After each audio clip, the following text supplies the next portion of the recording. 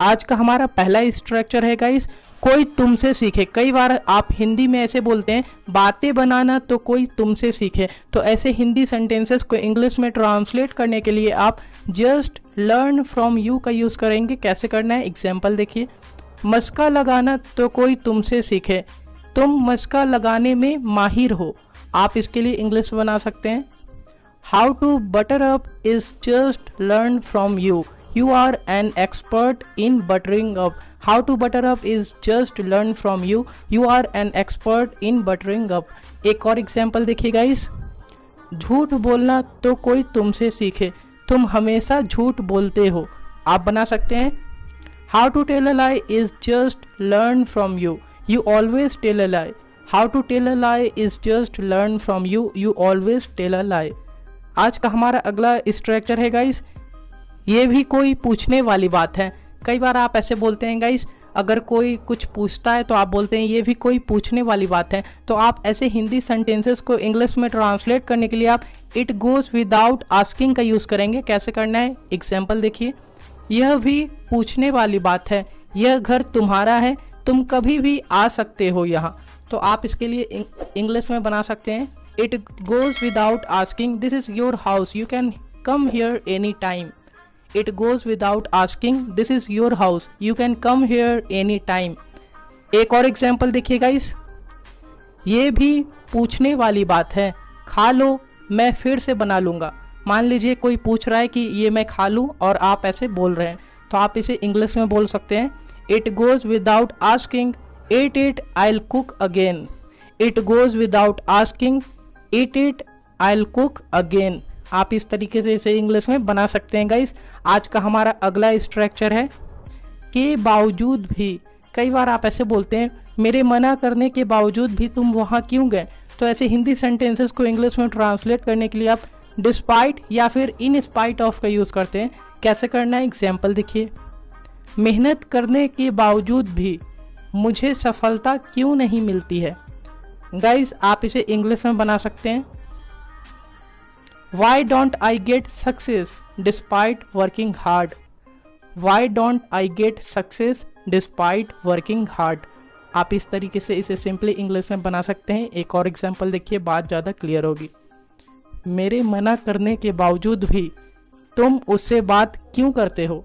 कई बार आप ऐसे हिंदी में बोलते हैं गाइस, आप इसे सिंपली इंग्लिश में बना सकते हैं और बोल सकते हैं, Why do you talk to him in spite of my refusal? Why do you talk to him in spite of my refusal? अब और ज़रूरत नहीं है। कई बार आप हिंदी में ऐसे बोलते हैं, मुझे अब इस गाड़ी की और ज़रूरत नहीं है। तो ऐसे हिंदी सेंटेंसेस को इंग्लिश में ट्रांसलेट करने के लिए आप नो लॉन्गर नीड का यूज़ करते हैं। कैसे करना है, एग्जाम्पल देखिए। अब तुम जा सकते हो, मुझे तुम्हारी अब और ज़रूरत नहीं है। गाइस आप इसे सिंपली इंग्लिश में ट्रांसलेट कर सकते हैं और बोल सकते हैं, now you can go, I know longer need you. Now you can go, I know longer need you. आप इस तरीके से इसे इंग्लिश में ट्रांसलेट कर सकते हैं। एक और एग्जाम्पल देखिए गाइस, मैंने नया फ़ोन ले लिया है, मुझे अब यह फ़ोन की और ज़रूरत नहीं है। तो आप इसे इंग्लिश में बोल सकते हैं guys, I have got a new phone, I know longer need this phone. I have got a new phone, I know longer need this phone. आज का हमारा अगला स्ट्रक्चर है गाइस, मरते दम तक। कई बार आप ऐसे बोलते हैं, मरते दम तक मैं वहाँ नहीं जाऊँगा। तो ऐसे हिंदी सेंटेंसेस को इंग्लिश में ट्रांसलेट करने के लिए आप अनटिल आई डाई का यूज़ करते हैं। किस प्रकार से करना है, एग्जाम्पल के थ्रू समझते हैं। वह मेरा दुश्मन है, मरते दम तक मैं उसके घर नहीं जाऊँगा। गाइस आप इसे सिंपली इंग्लिश में ट्रांसलेट कर सकते हैं और बना सकते हैं, he is my enemy, I will not go to his house until I die. He is my enemy, I will not go to his house until I die. Guys एक और एग्जाम्पल देखिए, वह बहुत ईमानदार है, मरते दम तक वह यह काम नहीं कर सकता। गाइस आप इसे इंग्लिश में बना सकते हैं और बोल सकते हैं, He is very honest, he can not do this work until he dies.